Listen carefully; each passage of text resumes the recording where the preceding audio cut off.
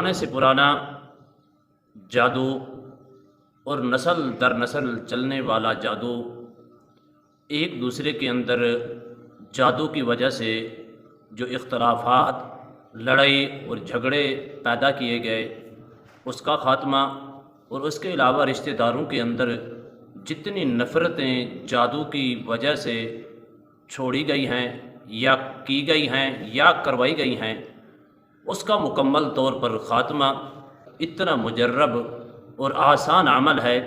इसके तरीके सिर्फ़ दो हैं, या नक्श बना लें या आप इसको रोटी के ऊपर दम करके मेरे तरीके के मुताबिक इस्तेमाल करें। अल्लाह के फजलो करम से 11 दिनों के अंदर पुराने से पुराने जादू का और हर किस्म के जादू का मुकम्मल तौर पर ख़ात्मा होगा। मुझे अक्सर लोग मिलती हैं, कॉलें भी करती हैं, मैसेज के ज़रिए भी। उनमें से बाज़ लोग ऐसे होती हैं जिनकी बातें सुनकर यकीन जाने रोना आ जाता है, आँखों के अंदर आंसू जारी हो जाती हैं उनकी दुखी दास्तान को सुनकर कि इतना जुल्म और सितम इनके ऊपर जादू के ज़रिए से ढाया गया। एक साहब ने मुझे रात को कॉल की, वो तकरीबन आज़ाद कश्मीर का है।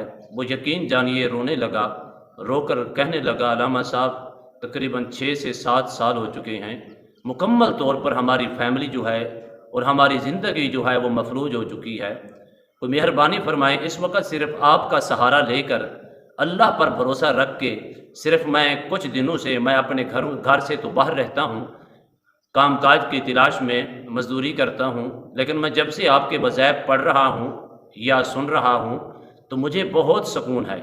मैं चाहता हूँ कि आप मेहरबानी फरमाएँ, कोई ऐसी रहनुमाई अता फरमाएँ या कोई ऐसा वजीफ़ा हमें अता फरमाएँ जिसके करने से, या कोई ऐसा अमल दें जिसके करने से जिस तरह मेरी ज़िंदगी के अंदर सुकून आया, इसी तरह मैं चाहता हूँ मेरी फैमिली जो है उनके ऊपर भी सुकून आए। कहने लगे मेरे वालिद साहब हैं, उनके ऊपर भी जादू के असरात हैं। मैंने चेक किया, मैंने कहा बिल्कुल है। कहने लगा मेरा भाई है, बहुत सेहतमंद था, अच्छी खासी उनकी सेहत थी और खूबसूरत जवान था, चेहरे के ऊपर हुस्न था, लेकिन इस वक्त उसकी कंडीशन ये है, मैं आपको मस्जिद में बैठ के कह रहा हूँ, ये उनके अल्फाज हैं। कहने लगा इस वक्त कंडीशन हमारी ये है हज़रत साहब कि मेरा भाई जो है वो हस्पताल के अंदर दाखिल है, कोई दवाई उसके ऊपर असर नहीं कर रही, कोई मेहरबानी फरमाए। लेकिन मैं मसरूफियात के बावजूद मैंने जब उसका मैसेज सुना तो मैंने फिलफौर उसको जवाब दिया। तो कहने लगा मैंने बड़े बड़े पैसे आमलों को दे दिए और जो कुछ कमाई करते थे आमलों के ऊपर लुटा दिया, लेकिन 1% भी जो होता है ना, हमें 1% वो भी हमारी रहनुमाई या भलाई नहीं हुई। इस कदर हम परेशानियों के अंदर मुब्तला हैं। कहते सारा दिन मजदूरी करता हूँ, मजदूरी करने के बाद रात को जब सोता हूँ, घर की तरफ नज़र रखता हूँ, नज़र दौड़ाता हूँ तो रब्बे काबा की कसम सारी रात चैन नहीं आता। ये हमारी कंडीशन है, तो मेहरबानी फरमाए। चलो मैंने उनको कुछ अमल दिया, कुछ मैंने उनको नक्श भी भेजा, लेकिन मैंने साथ उसको ये भी कहा अब दौड़ लगा लगा कर तो आप थक चुके हैं, लेकिन आपको फ़ायदा कुछ नहीं हुआ, लेकिन आप ऐसा करें सिर्फ मुझे कुछ दिनों की मोहलत दें, ये अमल तरतीब के साथ और प्रॉपर तौर पर करें। अल्लाह के फजल करम से चंद दिनों के अंदर आपको सुकून भी मिलेगा। आपकी जो सेहत और आपकी फैमिली को जो मफलूज किया गया है, इंशाअल्लाह वो आपकी फैमिली भी की ज़िंदगी जो है वो बहाल होगी। नाज़रीन मोहतरम, इस कदर हमारे माशरे में क्या होता है, मियाँ बीवी हैं, कितना अजीज़ रिश्ता है, कितना खूबसूरत रिश्ता है।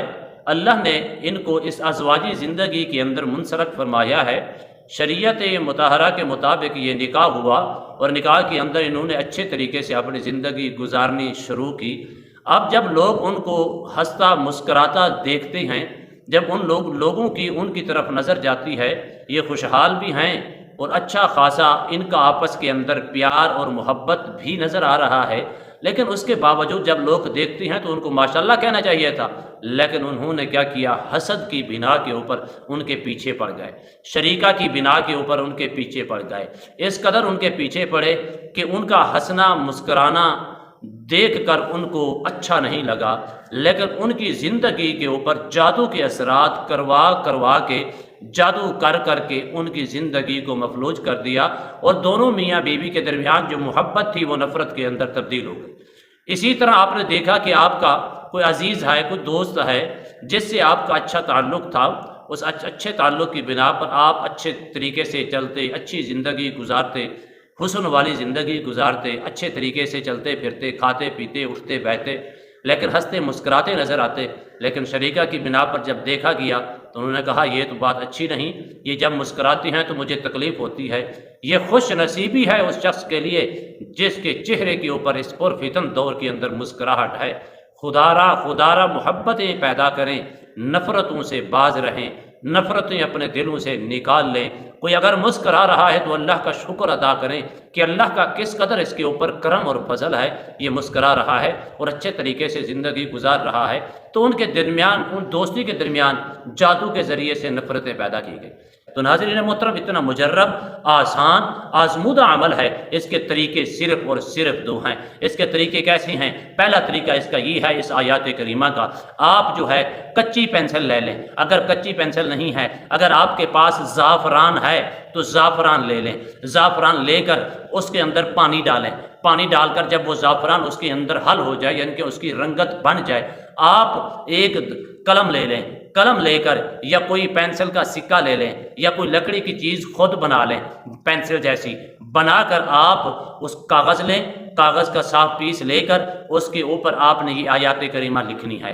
لکھنی کیسے ہے؟ 11 دن تک لکھ کر یہ آیات کریمہ سورہ آل عمران آیات نمبر 154 آپ نے اس کو لکھ کر صرف اور صرف کیا کرنا ہے، برتن لیں، کچا برتن، مٹی کا برتن لے کر عام بازاروں سے مل جاتا ہے، اس کے اندر پانی ڈال کر وہی نقش یہ آیات کریمہ لکھنے والا اس کے اندر ڈال دیں، ڈال کر آپ نے اس مریض کو پلانا ہے۔ ایک ٹائم صبح کے ٹائم پلائیں اور ایک شام کے ٹائم پلائیں، 11 دن تک پلائیں۔ اللہ کے فضل و کرم سے اگر ان کا دماغ مفلوج کیا گیا ہے یا ان کے جسم جادو کے ذریعے سے بند کیا گیا ہے، اللہ کے فضل و کرم سے اس کا دماغ بھی اوپن ہوگا، اس کا مکمل طور پر جسم بھی اوپن ہوگا۔ جب مکمل جسم اوپن ہو جائے گا تو وہ جادو کے اثرات کا مکمل طور پر خاتمہ ہوگا۔ اور دوسرا طریقہ یہ ہے، ایک روٹی لیں، روٹی لے کر سنت طریقے کے مطابق ایک روٹی کے 4 حصے کریں، 4 حصے کر ہر حصے کے اوپر آپ نے اس کو 7 بار آیات نمبر 154 کو، سورہ آل عمران 154 آیات کو ایک روٹی کے ایک پیس کے اوپر 7 مرتبہ اول آخر 3 مرتبہ درود شریف پڑھ کر ایک پیس کے اوپر دم کریں۔ دم کر کے دم فرنٹ پہ بھی کرنا ہے، دم بیک سائڈ پہ بھی کرنا ہے۔ جب آپ 7 بار پڑھ لیں، جیسے آپ نے ایک روٹی کا ٹکڑا اٹھا کر آپ نے دم کیا تو فرنٹ پہ آپ نے پھونک مار دی، اسی طرح آپ نے اس کا بیک کر کے پھر دوبارہ ایک روٹی کے ایک پیس کے اوپر 4 پیس کرنے ہیں، ایک پیس کے اوپر آپ نے 3 دم کرنے ہیں۔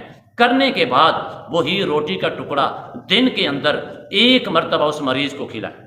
اگر مریض اس قدر ہے کہ وہ بوڑھا ہو چکا ہے، اب اس کے دانت تک نہیں ہیں، تو کوئی مسئلہ نہیں ہے، اس کو آپ نرم بھی کر سکتے ہیں، ہلکا سا پانی بھی لگا کر اس کو کھلا سکتے ہیں۔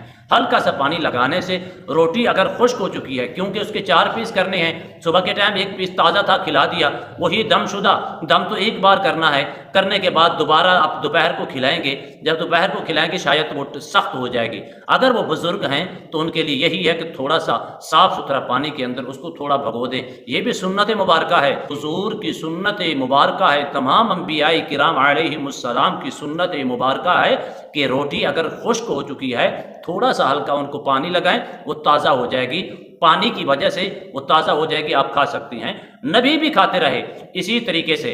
یا یہ عمل لکھ خود نہیں سکتے، کسی سے لکھوا لیں، اپنے رشتہ دار سے لکھوا لیں، یا نہیں لکھ سکتے یہ روٹی کے اوپر دم کریں۔ اگر ان دونوں میں سے 2 ہی عمل آپ اپنے اس مریض یا مریضہ صاحبہ کے لیے کرنا چاہیں تو دونوں ہی بیک وقت دن کے اندر 2 مرتبہ کر سکتے ہیں، ایک پہلے ٹائم اور ایک پچھلے ٹائم۔ اللہ کے فضل و کرم سے اتنا مجرب عمل ہے، ہم نے سینکڑوں لوگوں کو دیا ہے، جتنے لوگوں کو دیا ہے اللہ نے جادو، جنات، سحر، آسیب، پرانے سے پرانا جو نفرتوں کے اندر جادو ڈالا گیا تھا، جدائی پیدا کرنے کے لیے ڈالا گیا تھا، ایک دوسرے کے ساتھ محبت تھی لیکن جادو کے ذریعے سے نفرتیں پھیل گئیں، اللہ نے ان کو محبتیں عطا فرمائی، اللہ نے ان کے گھروں کو آباد فرمایا۔ اسی طرح آپ کے گھر کے اندر یہ مسئلے ہیں، پرانے سے پرانے 11 دنوں کے اندر مکمل طور پر خاتمہ ہو جائے گا۔ اللہ آپ کو سلامتی عطا فرمائے، آمین۔ وآخر دعوانا ان الحمد للہ رب العالمین۔